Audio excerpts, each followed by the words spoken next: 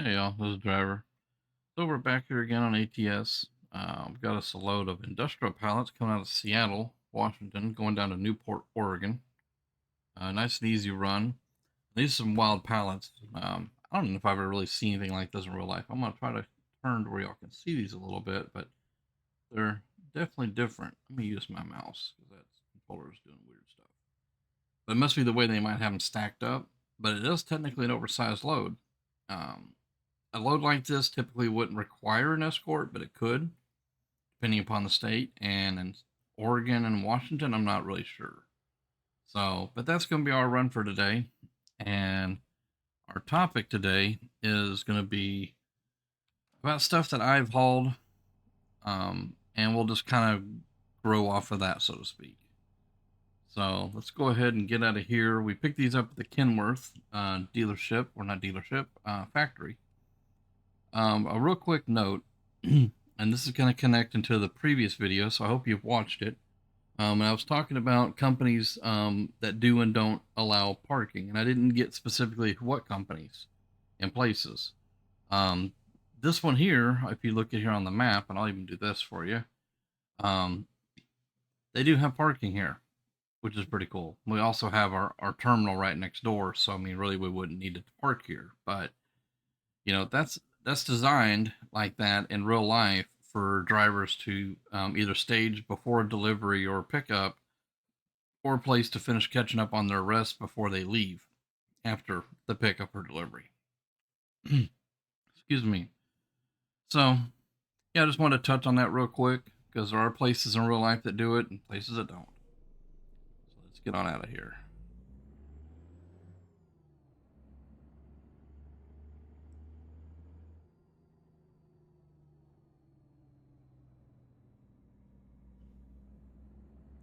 I'm going to assume that I fit going out of here. No, I don't have to weigh. I don't think. No, I don't have to weigh.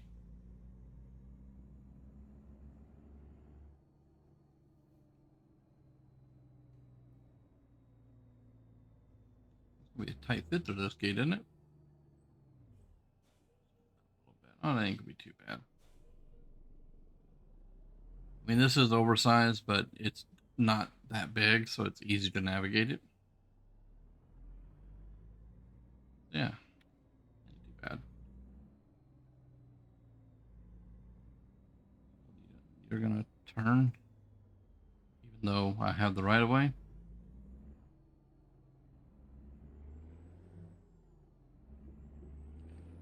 Used to big oversized loads there.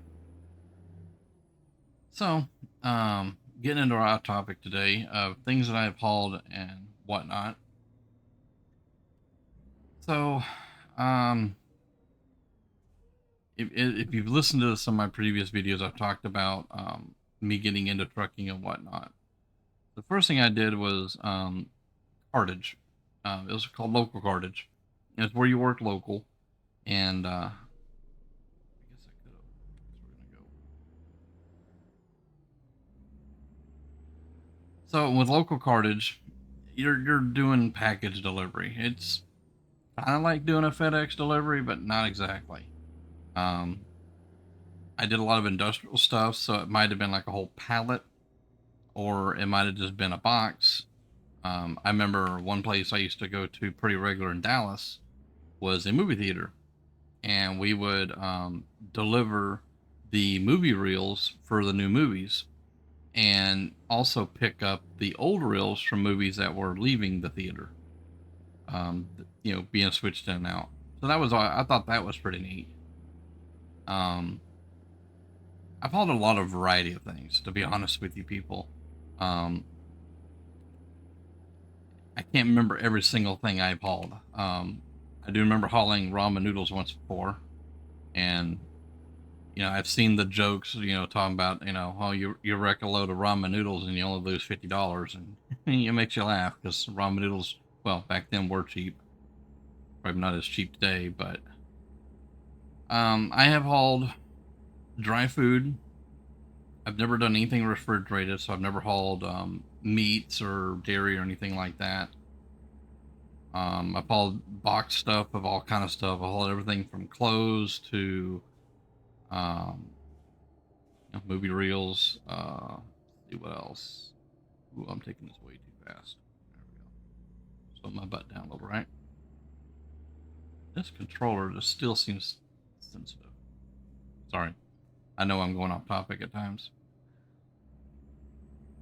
One of the jobs I had a fair amount of fun in was what I called grain hauling. It pulled a hopper bottom, and I hauled feed products to feed mills. You're going to want my lane, aren't you? Yeah, you are. Let's go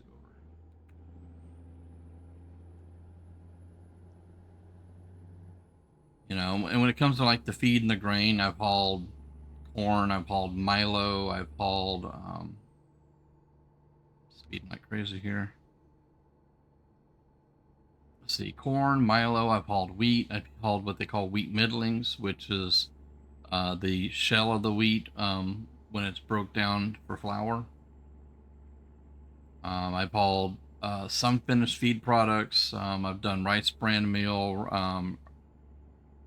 just rice bran, rice mill, um, just all kind of different stuff like that. And the stuff that I hauled, it was for making animal foods. Mostly it was cattle food, stuff for cows, chickens, that sort of thing, pigs. Um, some of it was for um, I took over to Purina feed mills, which makes a lot of your household animal foods like cats and dogs and that sort of thing. That's pretty much all that I hauled over there. I had a lot of fun doing it though. Like I've talked about before, it was a lot more of a tight knit community. Um, the other stuff that I've hauled everything from laundry detergent, P&G brand stuff, so all kind of different cleaners. I've hauled um, laundry detergent.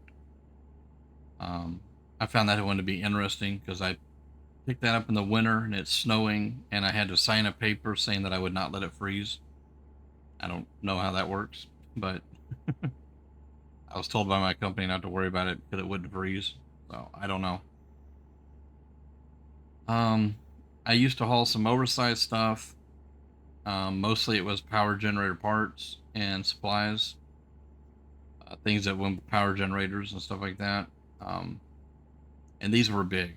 These weren't just like generators you would use out back and to power your house or power a camper or a tailgate or something like that. These were all ran on semi trucks. They were big pieces. Um, and the interesting with that is, with that I did a lot of work on the ports and airports. So at the ports, I not only brought them to the port, but I assisted with the cranes to load them onto ships to be shipped overseas.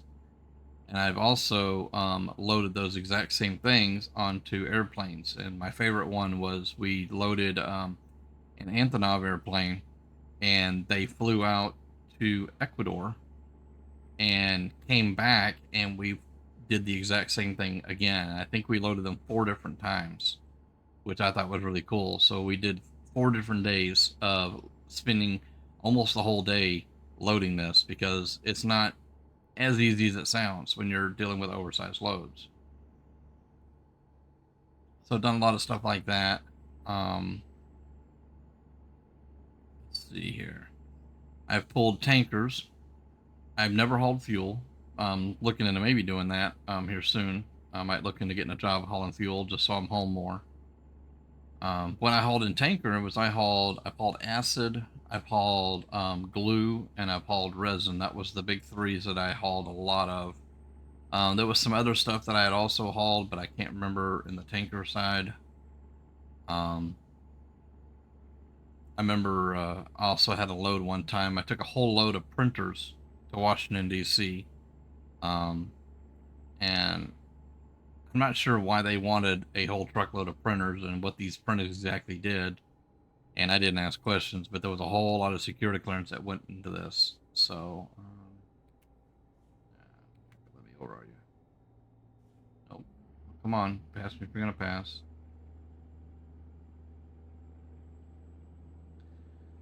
So I've hauled liquor, I've hauled beer, I've hauled whiskey, rum, vodka, I've hauled wine. I spoke before about hauling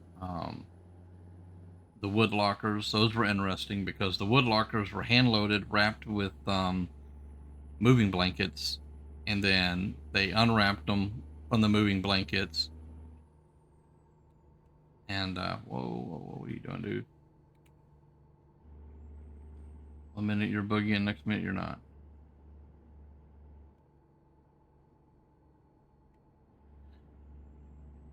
So yeah, and then the fun part about that was I had to fold up all the moving blankets and bring those back with me, and that became interesting because when I would go to pick up my load, they would see the moving blankets stacked on one side of the trailer, or wherever I stacked them up at, and I would try to stack them where I could put a strap around them to strap them to the.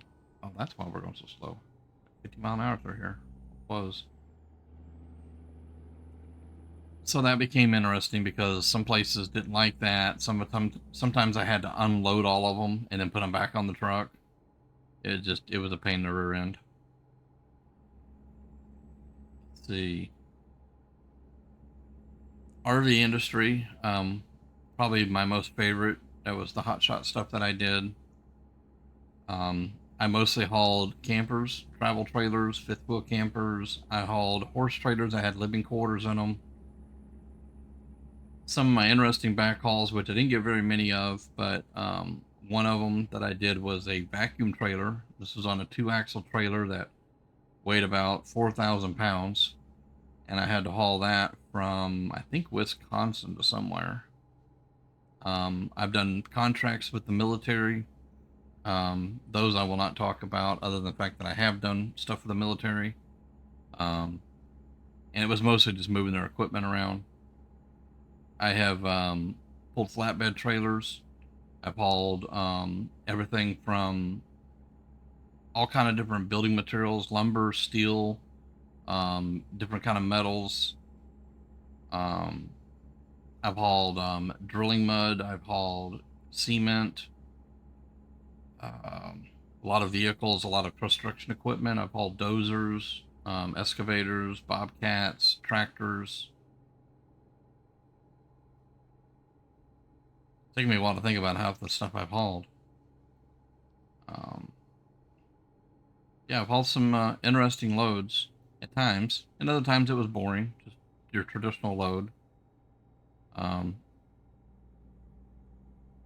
as far as what I enjoyed the most, well, the RV stuff was my favorite. I enjoyed the heck out of it. I loved it. Um, I would do it again if I was in a better place to do it, but I need to be home more, so that's why I'm here at home.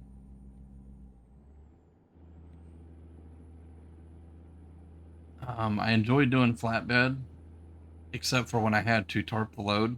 I found that to be an extreme pain in my rear. I hated tarping any load. I was never taught how to properly tarp, and I struggled with it a lot. And everybody always told me, well, it's like wrapping a gift for your kid for Christmas. And I said, well, A, I don't have kids, and have you ever seen my gift wrapping? It always got a nice little chuckle. But it was a trick to learn how to do, and I have a decent idea of how to do it. I didn't do a whole lot of it, and it's probably a good thing I didn't because it made me mad. I ain't gonna lie, it made me really mad.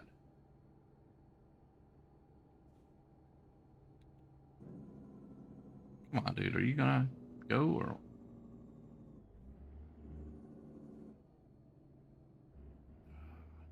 Pete's? Sometimes I swear the vehicles on here drive just as bad as they do in real life.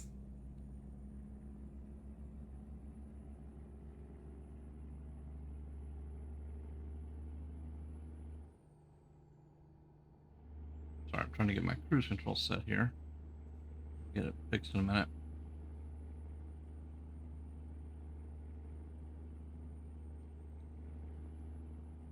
I apologize, I'm still all over the road. I cannot get the handle with this controller. As you see, I'm moving my stick. and then it finally goes. By the time I get it to move, it's already too late, and I got to jerk the darn thing.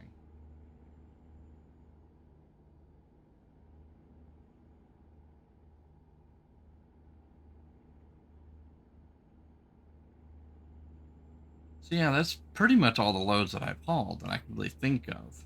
And by the way, these questions and stuff are all coming from AK.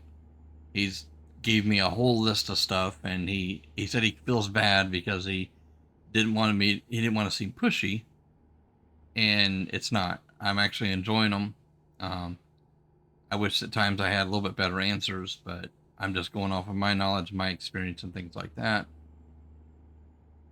Um, so yeah, he's got me, he gave me a whole lot of suggestions. And speaking of that, I do take suggestions. Um, they need to be in a respectful manner. I would prefer you to put the word suggestion if it's in a comment. If you're in my Discord, you're more than welcome to send me a message. I think that I have a suggestion spot in my Discord for my videos. If I don't, I'll probably work into that. So, but no, I enjoy the suggestions. I can't promise I'll get to every single one of them, and I can't promise how long it'll take me to get to them. Um, I'm going to try to do them in the order as I receive them. But at the same time, if I'm getting, you know, ones that kind of correlate with another one, I'm going to do that as well.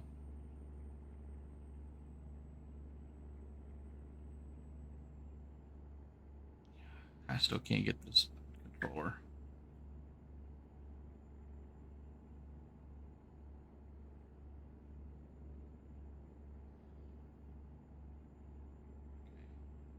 I'm going to have to hit the brakes.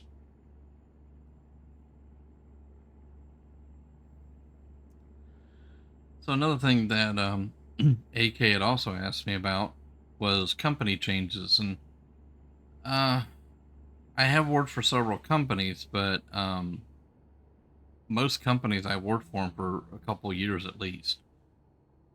Um, a lot of the reasons for company changes was it was based mostly upon how I was either treated or moving location or something of that nature. Um, when I quit working for Challenger, um, they they were a good company. They treated me well the first time, but I wanted to be home a little bit more, so I went to do the grain hauling thing.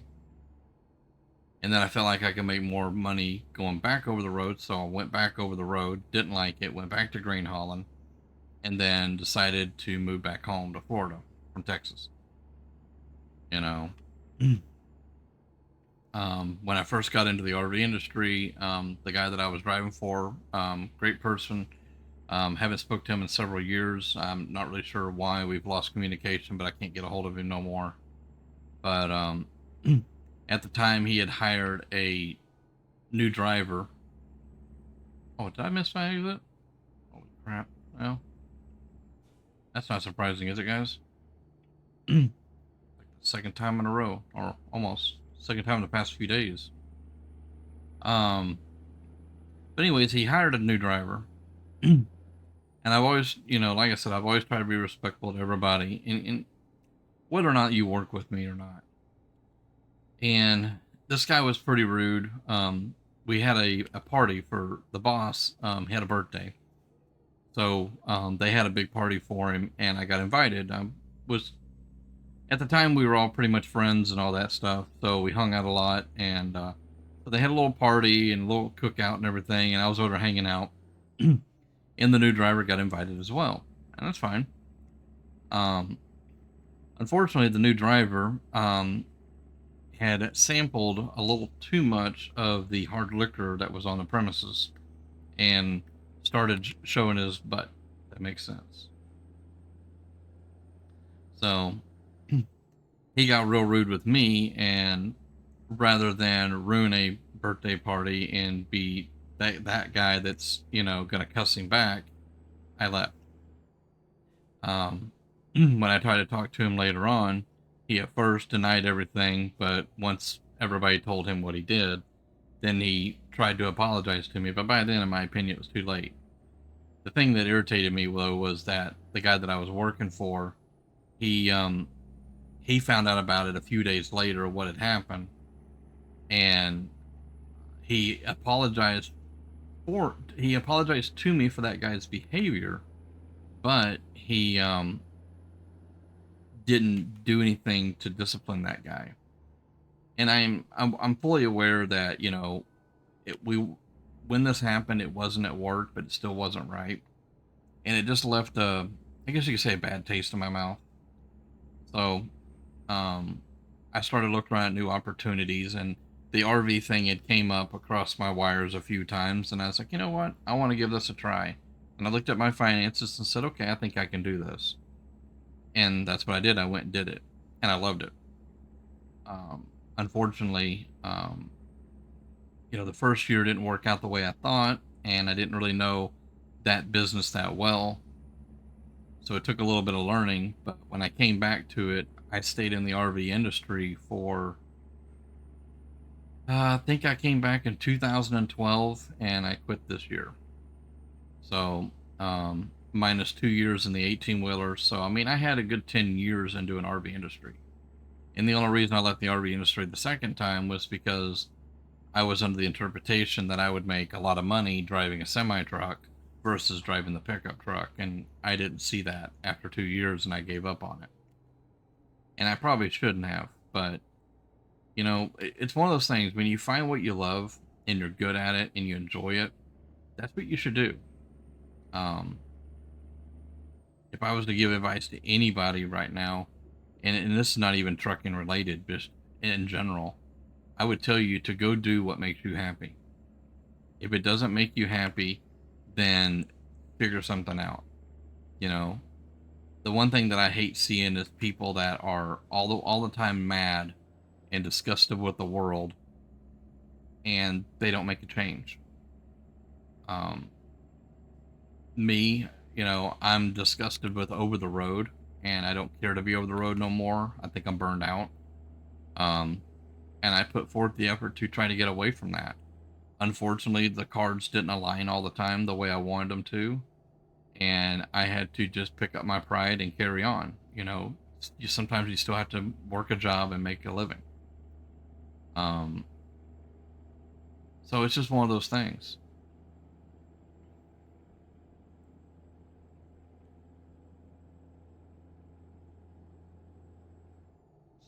So I'm gonna look at my notes here in a second when I get off this curve, because I'm pretty sure I went completely off subject here. So, but yeah, with the companies, me and transferring companies, a lot of it was just, either me moving or looking for a better opportunity. Most of the time, it wasn't because that company was really that bad. That only happened a couple of scenarios. I worked for a trucking company for a total of a month. I won't say the name of the company, but the company told me when I got hired on that I would be on the road for 2 weeks and I'd get the weekend off. I'd be home for a whole weekend, then I'd go back out for 2 more weeks, and then I'd get another weekend off. For that month, I got 2 days off for the whole month. And what they call a weekend and what I call a weekend was not the same thing.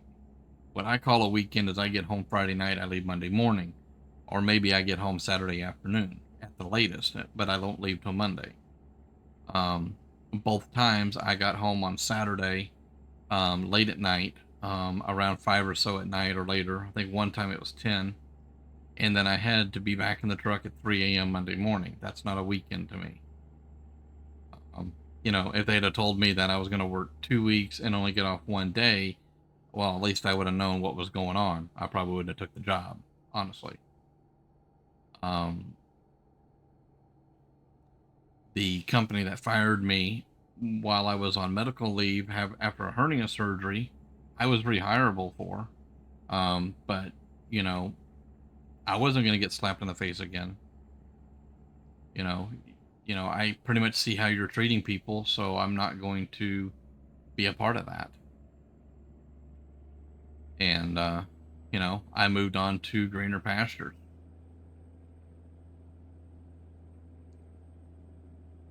And then one other company I worked for, I quit working for them because their lack of interest in even maintaining their trucks and taking care of their equipment. Um, I'm a firm believer in you need to maintain your business. The truck is your business. Um, we'll use my truck for example. I've got a 2011 Dodge Ram 3500. It's not a dually, but it's a 1 ton, and I was using it for work. I kept up on the oil changes and all the maintenance on it. I kept the truck greased, and anytime I found an issue with it, it got fixed. It may not have got fixed right away, but it got put on the list and it got taken care of. But I owned the truck. When you have other people driving your equipment, it needs to be taken care of, and that's pretty much that. Now I'll get into a more extensive video on equipment and stuff. Um, AK already has that one in my list as well, as far as breakdowns and that kind of thing. And I'm going to expand onto it a little bit more in a future video. But I'm just a firm believer in you treat me right and I will treat you right.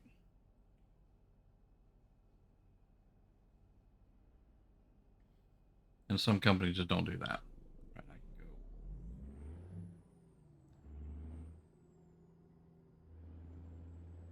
go. So there was two other companies that I'd also quit for not on as bad of terms, but just how do I put it? Well, one company wanted me to violate more laws than I wanted to. And in all honesty, I don't like violating a law to begin with. Um, they more or less what they wanted me to do in the trucking industry, and I'm planning on doing a video over this. And I don't know if I'll be driving in a game like this when I'm explaining this. I want to be able to explain this to you guys and y'all understand it. But in the trucking industry, you can only drive and work so many hours a day, and also in a week. And I'll get more in depth on that in another video. I told this company I didn't have the hours to run the load they asked me to run, and we got into an argument over it. And it wasn't a big screaming argument. It was just the fact that I wasn't going to do it because I couldn't legally do it. I didn't have the hours to do it, and if I'd have done it, it violates my hours. It puts me in trouble. So why would I do it? And we went back and forth. Well, while we were going back and forth over the phone, our trucks had electronic logging systems. And remember me talking about electronic logging and how I'm not really too keen on it. Well, this is one of the reasons. That company had the ability to go and change my logs to make me have more hours than what I really had. And by doing that, it benefited them, but put the whole world in danger of everybody I'm around because I'm not technically fit, according to logbook regulations, to do the job. And in my opinion, that is a load of garbage. They should have never done that. Well, once they done that, now they have the proof that if I tell them no, I'm still not going to do it, then they have the proof that I'm rejecting work and harming them more or less. It just turns into one of those. So I looked for a better opportunity and I stepped onto it. Another company that I worked for, um, they they wanted me to be on the road for 3 weeks at a time and only home for 3 days. And I thought that I should have been home a little more than that, but I didn't argue with them. Rules are rules, so I went with it. Well, they they got to the point where even when I was wow, don't tell me I'm gonna be late on this load. Sorry guys, literally around the corner now. But no, they got to where they got to be very rude and snappy with me. At one point while I was working for them, I had a girlfriend that had kids, and my girlfriend had to have surgery, and she needed me to be there to help her with the kids because she wasn't going to be able to do it. The surgery she was having was going to limit her on lifting things and doing things that, a mother would do, for her kids. And I asked the company, I said, hey, look, I said, my girlfriend's having this surgery. I'm only asking for a couple of days off. And that's all I asked for was just 2 days off. And not only did they refuse, which I understand them refusing it, but then they went into a spill about how they're not going to give me time off for a so-called girlfriend. They were more or less acting like I was making up a story. And on top of that, the dispatcher started to cuss me out. And I'm not going to say the words he said, but then they were not very nice. And I told him if that was, I asked him, I said, is that really how you feel about me wanting to take a little extra time off? I said, what if I wanted to take vacation? What would that be? And it just turned into a back and forth argument that I wasn't going to deal with. So I told him, okay, that's fine. And unfortunately, she had to have her mother drive from out of town to help her take care of her kids, because she was recovering from a surgery. So I understand rules are rules, and I understand that, I may not get the answer that I want, but being rude to me and cussing at me, no, I'm not going to tolerate all that. I have better things to do with my life than be cussed at by somebody. It's going to fit there with this oversize. So as you notice, guys, we are here, and we are now delivered. Let's see if this thing is late, because I'm going to be irritated if it's late. I didn't fiddle farther on that much. Good, excellent, cool. I get the last one being late because I made a wrong turn. Well, I made a wrong turn on this too. Anyhow, all right, guys. So that's how we did. A little over $9,700 for a 403-mile run. Oh, that's the driving distance. I drove that much. I think it was 350. So I went 25 miles one way out of route. Out. Not good. Not good. Guess I got to start paying attention more, right? But I'm enjoying telling you guys stuff. Like I said, if you have any comments or questions or anything you want me to talk about, I'm more than willing to do that. Um, you know, like I said, throw it down in the comments. If you're in my Discord, come over, hang out. Let me know what you think of my stuff. All that good stuff. So, anyways, guys, we got that delivered, and I'm gonna call it here, and I will talk to you guys the next one. See you.